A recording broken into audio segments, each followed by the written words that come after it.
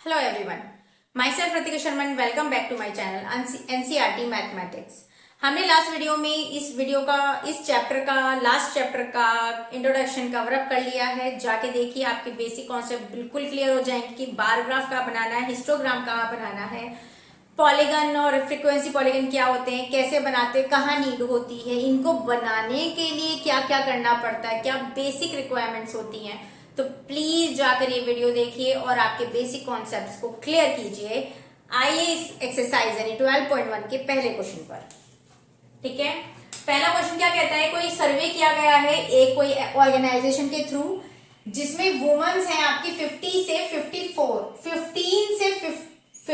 44 years तक की women पर एक सर्वे किया गया है।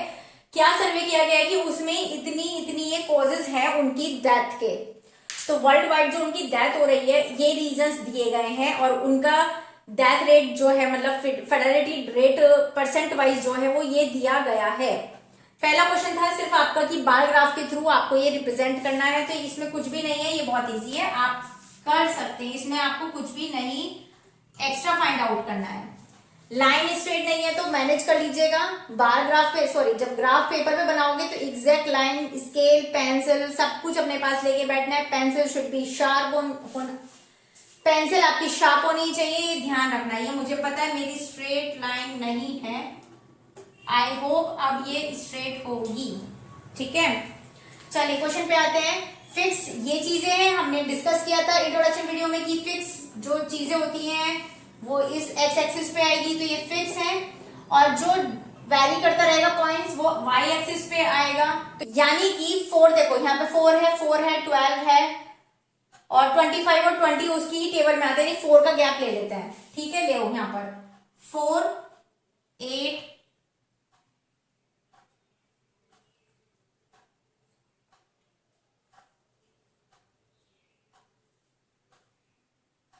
बस नहीं,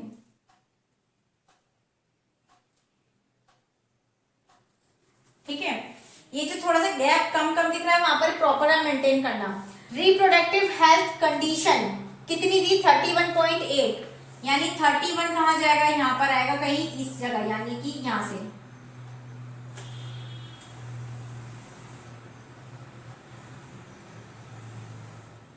ये स्ट्रेट नहीं है भाई, अपने आप देख लो। ठीक है, और ये जैसे मैंने डबल मार्कर चलाया एक लाइन पर, आप नहीं चलाना। पेंसिल इस तरह से रखना कि शार्पली आए बस एक ही बार में, डार्क रखना थोड़ा सा।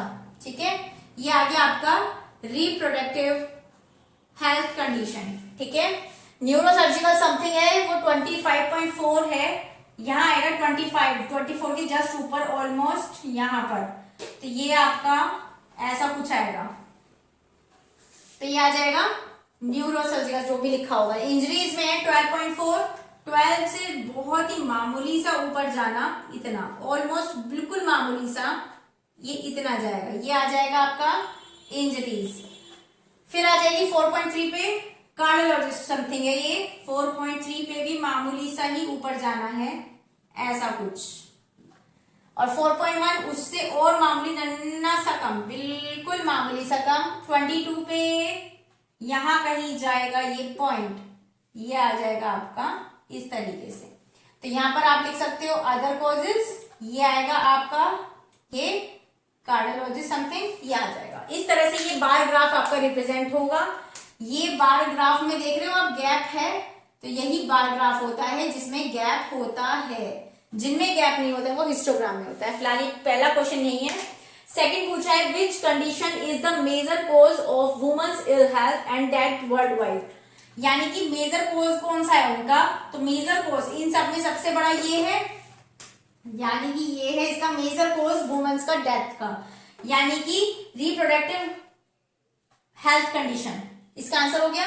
थर्ड है आपको अपने टीचर से ऐसी बात करनी है। थर्ड पॉइंट आप अपने बुक में देखना, अपनी टीचर से डिस्कस करना है कि ऐसा क्यों है। तो आप बस इसका आंसर इस तरह से लिख सकते हो कि इट मे बी पॉसिबल कि वे शायद अनएजुकेटेड हो, या इट मे बी पॉसिबल कि अवेयरनेस ना हो, क्योंकि अक्सर क्या होता है पढ़ी लिखी लेडीज में भी इतनी अवेयरनेस नहीं होती है जितनी शायद होनी चाहिए, इसलिए उनका डेथ इस वजह से ज्यादा है। ठीक है, तो इट मे बी कि अवेयरनेस हो या शायद उनका एजुकेशन रेट कम हो, इट मे बी पॉसिबल, कुछ भी हो सकता है। ठीक है, नेक्स्ट क्वेश्चन पे आते हैं। इसमें भी पहला सेकंड क्वेश्चन आपका क्या कहता है, इस तरह से आपको सेक्शंस दिए गए हैं जो उनकी कास्ट वगैरह के बेस पर, और नंबर ऑफ गर्ल्स पर 1000, नंबर ऑफ गर्ल्स पर बॉयज के रेट में, मतलब बॉयज अगर 1000 है तो नंबर ऑफ गर्ल्स कितनी कितनी कितनी है ये बताया गया है। पहला क्वेश्चन यही है, इसका 2 पॉइंट, इसका सेकंड क्वेश्चन का फर्स्ट पार्ट कहता है बार ग्राफ में इसको रिप्रेजेंट करना है। आइए रिप्रेजेंट करते हैं। यह फिक्स है तो यहाँ पर SC ST ये सब आएगा, वो तभी लिखते जाएंगे जैसे जैसे हम बार ग्राफ बनाएंगे। 940 970 99999 सारा 900 समथिंग है, तो हमने भी क्या किया 920 ले लूं, 920 ले लेते हैं तो 940 910 से ले लो, यानी 910 920 930 940 950 मैक्सिमम है 70, है ना, ठीक है, 960 और 970। ठीक है, अब आप एक चीज देखिए, जो शायद ये आई थिंक मैंने इंट्रोडक्शन की वीडियो में शायद स्किप कर दी थी, ये वाली बात जो अब बता रही हूँ वो ध्यान से सुन लेना। यहां से प्रॉपर 910 से 920 यानी 10 का गैप है, प्रॉपर मेंटेन है गैप, लेकिन क्योंकि यहां से ये हमारा पॉइंट 0 का होता है तो हम यहां से 0 से लेके 900 तक का गैप है, लेकिन उसके ऊपर फिर 10 का गैप है, तो बैलेंस नहीं हुआ ना, तो हमें यहाँ पर एक किन बनाना होता है। ठीक है, इस तरह से ऐसे नहीं, ऐसे कुछ करके, ठीक है, तो ये बना दो यहां पर।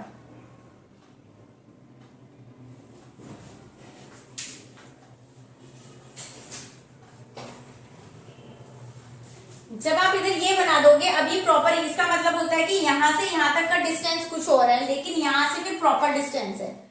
आइए SC का है 940 है SC का, 970 है ST का। आप इस तरीके से बना सकते हैं ST, ये दिख रहे हैं अनबैलेंस है, ये अपने आप ठीक करना। 920 नॉन का है, 920 नॉन SC ST का, ठीक है। 950 है बैकवर्ड डिस्ट्रिक्ट का, 950 आएगा हमारा यहाँ पर, 950 है हमारा बैकवर्ड डिस्ट्रिक्ट का। 920 नॉन का, 920 फिर से नॉन का आया, नॉन बैकवर्ड डिस्ट्रिक्ट, नॉन का, नॉन बैकवर्ड डिस्ट्रिक्ट। 930 रूरल, 930 आपका रूरल का आ गया, और 910 आ गया अर्बन का, यानी कि आपका रिप्रेजेंटेशन हो गया। सेकंड क्वेश्चन है कि आपको डिस्कस करना है इनमें कंपैरिजन कैसा कैसा है, तो आप ये नॉर्मल से कैसे भी कंपैरिजन कर सकते हो। लाइक आप सबसे पहले SC है और ST ज्यादा है, तो यहां से आप ऐसे लिख सकते हो कि ST की पॉपुलेशन ज्यादा है गर्ल्स कैटेगरी में, या नॉन बैकवर्ड डिस्ट्रिक्ट और बैकवर्ड, या बैकवर्ड और नॉन बैकवर्ड में देख लो, तो बैकवर्ड में ज्यादा है नॉन बैकवर्ड की कंपैरेटिवली, ठीक है, या रूरल की ज्यादा है अर्बन के कंपैरेटिवली। तो बस आपको यहाँ कंपैरिजन करना है, जो आप कर सकते हो, ठीक है। आइए तीसरे क्वेश्चन पे, पॉलिटिकल पार्टी है ABCD, ये आपके नाम है पॉलिटिकल पार्टी, इसके सीट्स वोन इतनी इतनी है। फर्स्ट वाला पार्ट कहता है कि आपको बार ग्राफ में इसको रिप्रेजेंट करना है। बार ग्राफ में कैसे करेंगे देखिए, यहां पर आपके नंबर्स ऐसे दिए हुए हैं 10 20 30, 5 से ले अगर मैं, तो 75 बहुत दूर हो जाएगा। एक काम करो 10 से ले, ये 0 होता है हमारा मार्क, फिर आओ यहाँ पे 10 20 30 40 50 60 70 एंड 80, ठीक है। 80 हुआ, उसके बाद यहाँ पर पार्टीज आ गई ABCD, वो हम तभी मार्क करेंगे। आइए A पे है 75 यानी इसका बीच का मार्क उसी का ही हुआ 75 के लिए, ये आ गया आपका पहला वाला पार्टी A, ठीक। 55 पे आओ,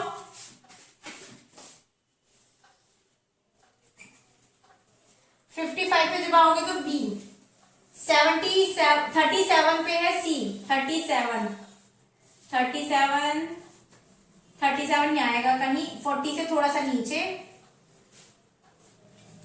37 यानी C। 29 पे डी है, 29 जस्ट इससे मामूली सा नीचे आएगा, ये आएगा आपका कौन सा था मार्क, डी। ई पे 10 है आपका, ये आ जाएगा ई, और 37 आ जाएगा आपका 40 के आसपास। 37 आपका सीसी जितना ले आना है यहाँ पे, इतना ऑलमोस्ट, ठीक है। ये आ गया आपका एफ। इस तरीके से होगा ये आपका रिप्रेजेंटेशन। सेकंड वाला कहता है कि सबसे ज्यादा किसको मिले थे votes, which political party won the maximum seat. तो हमें साफ साफ दिख रहा है यहाँ से भी, और साफ साफ दिख रहा है इस ग्राफ से भी कि पार्टी ए, तो party A won the maximum seats, ठीक है। ये आपको मिलीमीटर में लेंथ दी हुई है, नंबर ऑफ लीव्स इतनी इतनी दी गई है। फर्स्ट पार्ट कहता है हिस्टोग्राम बनाना है इसका। हिस्टोग्राम बनाने के लिए एक चीज ध्यान रखना, हमने क्या इंट्रोडक्शन वीडियो में भी इस बात को डिस्कस किया था कि इनके इंटरवल सेम होने चाहिए, यानी कि इनके इंटरवल में गैप जो है इंटरवल में वो इक्वल होना चाहिए। अभी के लिए यहाँ पर आप देख सकते हैं, यहाँ 126 है, यहाँ 7, एक ज्यादा है, 5 या फिर 6 है, एक ज्यादा, 4 से 5 एक ज्यादा, मतलब जो यूनिफॉर्म इंटरवल होता है वो इस तरह का होता है कि 127 यहाँ है तो यहाँ पे 127, यहाँ 36 है तो यहाँ पे 136 होना चाहिए, यहाँ 145 है तो यहाँ पे 145 होना चाहिए, लेकिन इस केस में नहीं है। तो हिस्टोग्राम बनाने के लिए ये चीज मेंटेन करनी पड़ेगी, और उसके लिए क्या करना है, जो ये आपकी ये लोअर लिमिट्स दिख रही हैं आपको, इनमें से माइनस का 0.5 कर दो, 0.5 माइनस कर दो इन सब में से, और इन सब में से क्या करोगे, प्लस कर दो 0.5। ये आपका बैलेंस करने के लिए हमने किया, यानी क्या कहा, तो एक नई टेबल यहां बनेगी।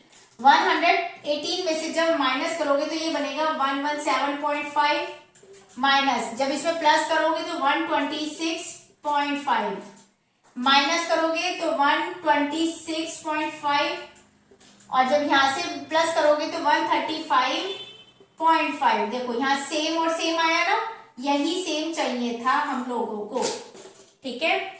आइए क्वेश्चन में पूरा करते हैं। 136 है, माइनस करना है 135.5 माइनस 144.5 प्लस करेंगे, फिर माइनस करेंगे तो 144.5 माइनस 153, इसमें ऐड ऑन करना है, 153.5 माइनस करेंगे इस लिमिट से, और 162.5 इस पे आओ, 162.5 से 171.5 माइनस करो, यहाँ से 171.5 माइनस, सॉरी माइनस नहीं, रेंज का निशान होता है, मार्क होता है 180 का, 180.5 आया। सेम हमारा कॉन्टिन्यूअस हुआ। ये कॉन्टिन्यूअस करने के लिए ही हमने -0.5 किया लोअर लिमिट से, और अपर लिमिट से किया प्लस का 0.5।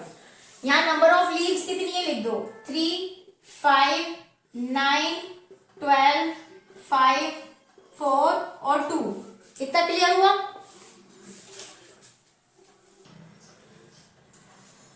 177 से 3, 5, 9, 12 तक है, मैक्सिमम 12 है। 1, 2, 3 ले लेते हैं, 1, 2, 3, 4, 5, 6, 7, 8, 9, 10 नहीं है ना, 11 नहीं है ना, 12। सपोज यहाँ 10 है, यहाँ 11 है, और यहाँ 12 मैंने लिख दिया। ध्यान रखना मेरे पास स्पेस कम था, इसलिए मैंने 9 के बाद 12 लिखा है। आप मत करना, यहाँ के 9 के बाद 10 आएगा, 10 के बाद 11, तब जाके ये 12 आएगा, ठीक है। आप करिए मार्क, 175 से ये आ जाएगा इतना इतना, करिए यहाँ पर 177.5, यहाँ आएगा 126.5, यहाँ आएगा 133, 135.5, यहाँ आएगा 144.5, यहाँ आएगा 153.5, यहाँ आएगा 162.5, लास्ट है आपका 171.5, ये 180.5, ठीक है। अभी क्या करना है, हमने कुछ गड़बड़ की है क्या, 171, 180.5, ठीक है। मार्क करिए। अब पहला है 117, सॉरी 117,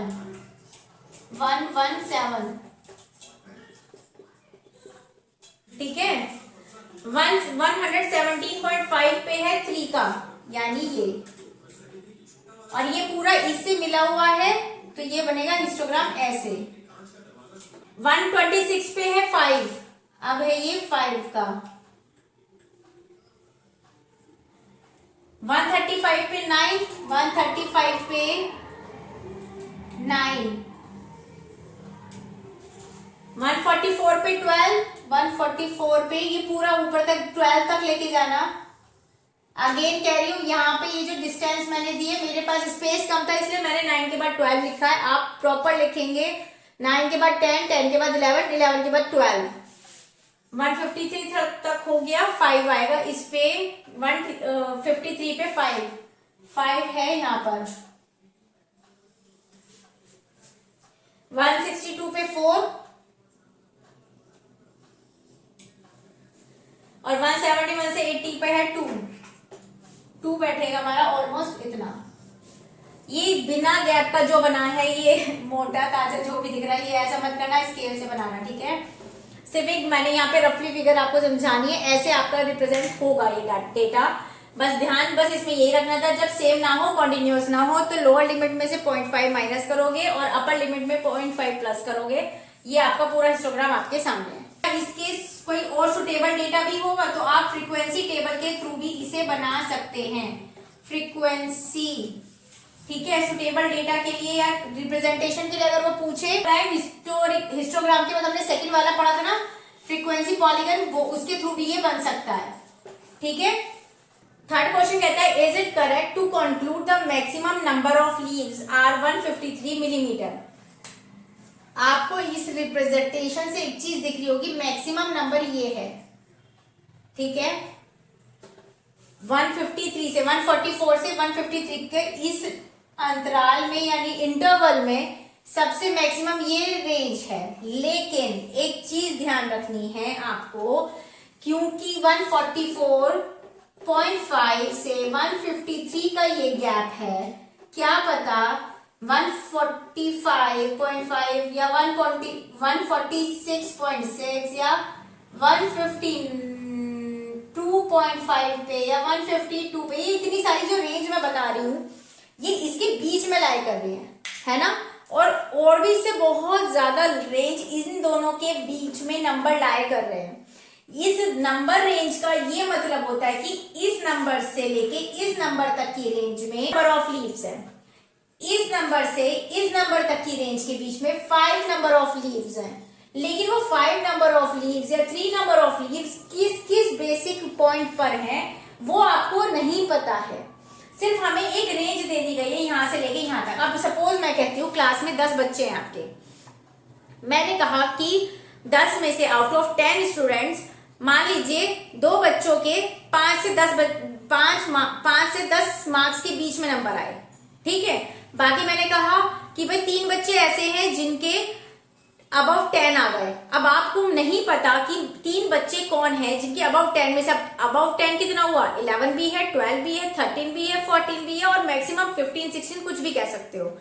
5 से 10 बच्चों के बीच, जो मान लीजिए मैंने इस पहली लाइन क्या बोली थी कि 2 बच्चों के 5 से 10 मार्क्स के बीच में है, यानी कि 2 बच्चों के नंबर 5 से 10 के बीच में, यानी कि 5.5 आए कि 6 आए कि 6.5, 6, 7 आए, 8 आए या 8.5 या 9, कुछ नहीं पता ना, एग्जैक्ट नंबर तो नहीं पता ना इस इंटरवल में। तो क्योंकि इतने से इंटरवल में बहुत सारे नंबर्स लाए करते हैं, तो कौन से किस फिक्स्ड पॉइंट पर कितनी लीव्स है, नंबर ऑफ लीव्स, ये नहीं पता ना हमें। तो हम इसे करेक्ट नहीं कर सकते हैं कि 153 मिलीमीटर जो लंबी सबसे है, क्या पता इससे जस्ट नीचे वाला पॉइंट उससे थोड़ा छोटा हो, पर ऑन एन एवरेज हमने बता दिया कि भाई इतने से इतने इंटरवल के बीच में इतनी नंबर ऑफ लीव्स हैं, ठीक है। तो लेकिन कौन कौन सी ये तो नहीं पता ना, कौन से पॉइंट वाली ये तो नहीं पता ना। तो एग्जैक्टली इसलिए हम इसको लॉन्ग नहीं कह सकते हैं, सिर्फ ये रेंज लंबी है, इसके बीच में जितने नंबर लाई कर रहे हैं उन पर नंबर ऑफ लीव्स है भी या नहीं ये भी नहीं पता ना। तो इसलिए ये लॉन्ग तो है, लेकिन इस रेंज के अकॉर्डिंग इतनी भी लॉन्ग नहीं है, क्योंकि इसके बीच में बहुत सारे नंबर लाया करते हैं और ऊपर नंबर ऑफ लीव्स किस पॉइंट पर है, किस पे नहीं है, किस पे ज्यादा है, किस पे कम है, ये नहीं पता है, नहीं पता लगता रिप्रेजेंटेशन में। तो इसका आंसर नो होगा। The question we will complete in next video. Video अच्छी लगे तो लाइक शेयर सब्सक्राइब जरूर कर देना। तब तक के लिए